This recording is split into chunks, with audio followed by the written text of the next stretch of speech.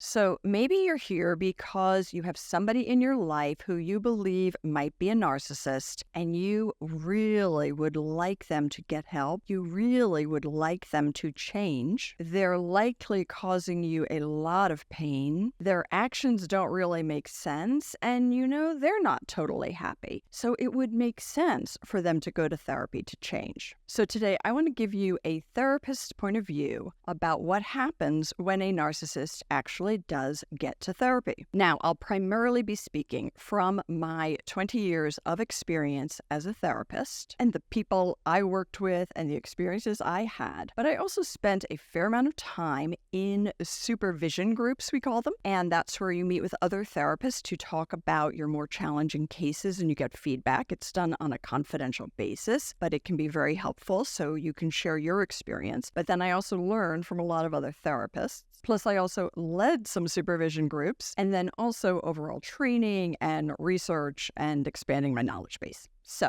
that's the background from which I'm speaking. So in my 2 decades of experience, when somebody came to therapy with me, there were about 3 different ways it would go, and I'm going to share that with you. And I also want to say here that I am talking about somebody who qualifies for narcissistic personality disorder. And narcissistic personality disorder does exist on a spectrum. So there are people who are really pretty extreme with the narcissistic traits, and then those that aren't as extreme, but there are some core underlying principles of how somebody with narcissistic personality disorder navigates the world that impacts therapy. So let's start there. Pretty much anywhere on the spectrum, as long as they do qualify for the narcissistic personality disorder, they have these traits. 1, they cannot take responsibility for their actions. They almost can't. Now, they don't and they won't, but it's not even clear that they could.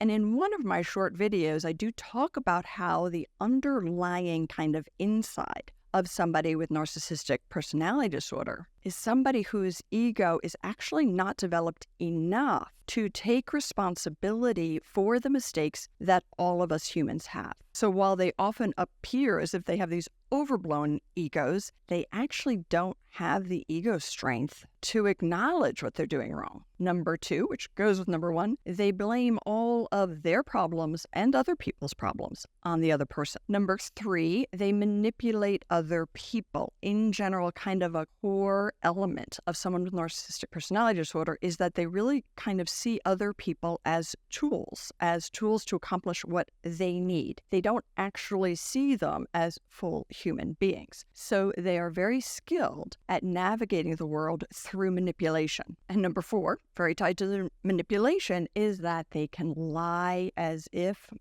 no problem. Like you're looking at them and you know they're lying, but they're so convinced and they're so convincing, you're like, wow, am I nuts here? But in any case, they lie completely straight-faced without all of the kind of facial expressions that the rest of us might make if we do lie, right? Most of us show it in one way or another. And often narcissists can be masters at it. So if those are 4 traits that underlie somebody who qualifies for this personality disorder, again, no matter where they are on the spectrum, whether they are on the extreme end or on the least extreme end of that spectrum, those 4 things underlie how they approach the world. So there's no way therapy can work, right? Because if you go to therapy, you have to be willing to look at, okay, I can't change the other person. What do I need to do to change? You need to be able to somewhat trust the therapist to guide you, right? Doesn't mean you always do, which I understand, and that's a different topic. And also, sometimes you're with a therapist not right for you. You may not trust them. So I'm not saying that alone. And also I've noticed with my narcissistic videos is that if I give a list of traits, if people have one of them, they're like, oh, maybe I'm narcissistic. No, no. It's a pervasive personality disorder. It's a pervasive pattern of behavior in many, many situations that qualifies somebody for a personality disorder. So if you do one of these things I'm talking about, no, does not mean you're a narcissist, okay? Just had to get that out of there because I get a lot of comments on that. But pretty much, for therapy to work, you have to be willing to take responsibility for your own behavior, actions, even thoughts. right? And be willing to do something about it. And again, this doesn't mean that you don't complain about other people. Everybody does in therapy, or a lot of people. And it can take a while to be able to get to the point where you're like, okay, yes, I'll take responsibility for this and I'll do something about it. But that doesn't happen with somebody who fully qualifies for narcissistic personality disorder. And I'm going to give a little caveat on that a little bit later, because I also am getting comments from people who say, I think I have NPD and I do want to change. I'm going to come back to that one. Hey, so I'm in the editing phase of this video, and I realized I had to jump back in here to re-explain something, because I'm talking about taking responsibility in therapy, and given some of the other comments I've had on my videos about narcissism, I really want to clarify something. So if you're in a relationship with somebody with narcissistic personality disorder and you go to therapy, my guess is it will be a fairly extended period of time where you will be talking about the narcissist's behavior, and you will be blaming your problems on this person because, to be honest, this person has caused a lot of problems for you. So I just need to clarify a little bit what that's like from the therapist's point of view. Because when my clients would come in and talk about somebody in their life, usually they did not have the person diagnosed, but they would be very confused. They would be very upset at the person's behavior. They would look for my validation that, yeah, this behavior is not okay, which it wasn't, right? But then as soon as I validated that, they usually would backtrack and then question themselves. And maybe I'm being too harsh. Maybe I did do something wrong, right? There was a little bit of a self-doubt that usually came in. So the quality as a therapist, the discussion is totally different than it is with somebody with narcissistic personality disorder who is blaming people. So it's a little bit hard to explain, but I did want to make that clear. And the other thing I want to make clear, when I talk about taking responsibility, in no way am I saying you are responsible for what the narcissist did. You are not responsible for the problems in the relationship. You did not cause this behavior. So the responsibility for you is simply to make your life better by hopefully eventually being able to refocus on what do you need to do to improve your life with or without this person.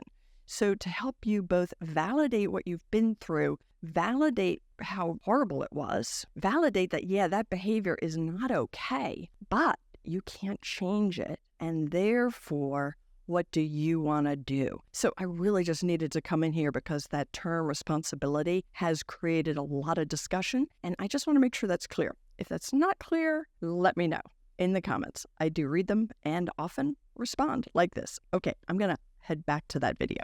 So narcissists also know how to manipulate therapists, and therapists are not mind readers. They're really not. So they can be manipulated for a while. If somebody is very good at what they do, very convincing, it can take a while to figure out that you're working with somebody who has NPD. And if the person is distorting the truth and you are seeing them alone, you have no way to check it, right? And if they're with a spouse or a partner and they're lying and distorting the truth, you generally figure it out a little bit quicker. It can still take a while. So those underlying traits really mean it's unlikely that the narcissist is going to take enough responsibility and take action and change. And I do want to come back and do a video specifically on couples therapy when one person has NPD. So if you're interested in that, leave me a comment because that's helpful for me to know. And if you have a specific question about that, leave it for me so I know what it is. I'm going to talk about it a little bit now because most of the people with narcissistic personality disorder who came into my practice were part of a coupleship. Now, pretty much the only other people with NPD that I saw would be people who were court-ordered or, mainly court-ordered. So, court-ordered or some kind of complete ultimatum from somebody they were reliant on or a spouse or partner. Yep, I think that encompasses the whole thing in terms of when I had a private practice. So the person comes into therapy because they have to, or they think they have to, right? And there's an ultimatum. But they'll be very good at convincing the therapist that this other person is really unfair, judges them harshly, or they might start with the tack of, yep, that person's unfair, judging them harshly and has their own problems. But yes, they do want to change. They might start there because that's a great thing to say to a therapist, and they know it. Also, the thing about empathy with narcissists that I've mentioned in a couple of other videos, but is important because people don't necessarily really understand this piece, is that somebody with narcissistic personality disorder has cognitively the ability to understand empathy. So cognitively, they know what other people feel. They just don't feel it. So they don't have the full spectrum of empathy, but they have a working knowledge of what other people feel in different situations. They just don't care too much. But having that working knowledge, again, means they can use it to accomplish their ends.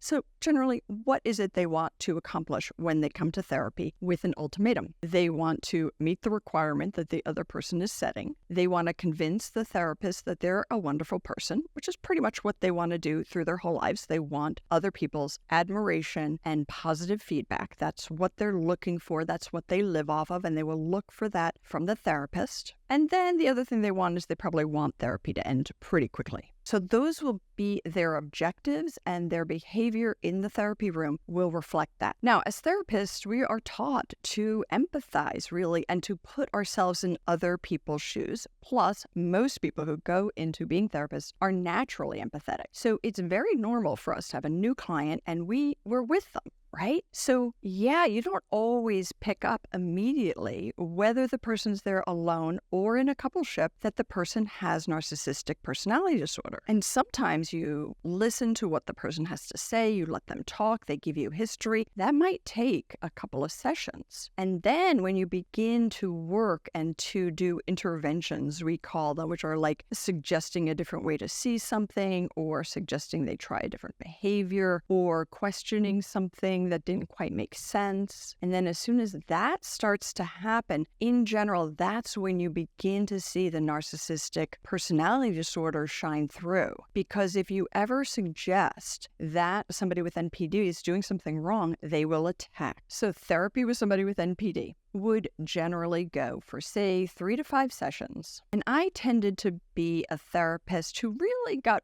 pretty quickly to the point that I was looking to help the person change what they could change. I was not great at listening to people for a long time if they were complaining about somebody else and didn't want to do anything differently themselves and didn't want to accept the other person's behavior. So I would often say, well, they're not in the room, I can't help them, and I can't help them change, and they don't seem to want to change. What about you? So with most people, over time, that works. With somebody with NPD, the second you go there, you don't know what you're dealing with. You don't know how horrible these other people are in their lives. They should be arrested. They should be put in jail. They should be analyzed themselves. They're the ones who should be in therapy. Whatever it is, you will get pushback. You will get aggressive pushback if you are too pointed about it. So the way therapy would end is sometimes the narcissist would come in and be like, you know what, this was super, super helpful. Thank you so much. I've really learned a lot, and I really think I can implement all of your suggestions without a problem. Thank you so much. And oh, by the way, will you sign a letter for court or my spouse or whoever I'm doing this for? That's one option. Second option is that they get really PO'd at you and question all your credentials and tell you must have lied on your resume to get into the schools you went to, or put the schools you went to down, or whatever it will do. They will question the therapist's qualifications, basically tell them they're lousy, right? And then quit, and then convince everybody at home or whoever was requiring them to be there that that therapist was lousy, and then they'll go look for another one if it's for court. And then option number 3, if the person was there with a spouse, they might be like, you know what, you've really helped me, and I have begun to implement all these changes, and my partner really hasn't. So I really think my partner needs to spend more time with you, and I think you guys should work one-on-one together, and I'll see you later. So yeah, those were pretty much the 3 ways that therapy with somebody with NPD would progress, or not progress, you could say, and that's how it would end. Let me know if you have a different experience. Let me know if you were in therapy with somebody with NPD, either you were the therapist or you were the partner. If you saw a different result, let me know. And I do want to talk about briefly, for those people who say they feel they have NPD and they do want to change, and a number of people have reached out to me on this, and I do want to do something more extensive on it.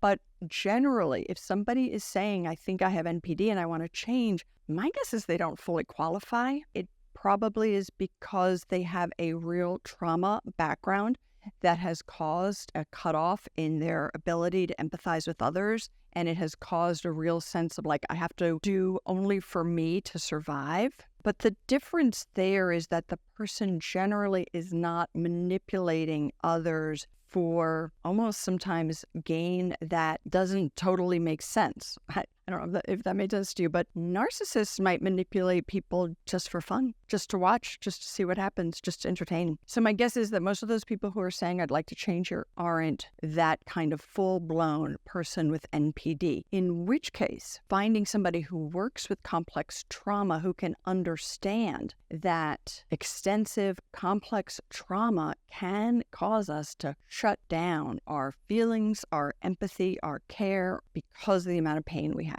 And if that's the case, then yes, I think therapy can help. But for those of you who are listening to this for somebody else, these issues are so complicated and everybody online wants like, oh, 1 minute, give me the answer here. I want to give you the information in a comprehensive enough way that you can navigate your life, right? It's not like, boom, do this, boom, do that. It's like, okay, these are the things to consider. So if you're here because you have somebody in your life with NPD and you want them to go to therapy, I think you can trust the first part of this video that it is unlikely to go well. Now, I think many of you know I don't do therapy anymore. I do not do one-on-one therapy. I'm doing this online channel, try to bring information around the world. And by the way, if you support what I'm doing here, please do subscribe to my channel, give the video a like. It's a big help, very motivating. I do appreciate it. So I don't do therapy directly. I do have 2 programs, and each one could be helpful for the person who is in the relationship with NPD. And they're both on my website. I'm just going to mention right here the one on boundaries, because really learning about boundaries is learning about who you are. It's not just like following a set of rules. It's doing some deep work on what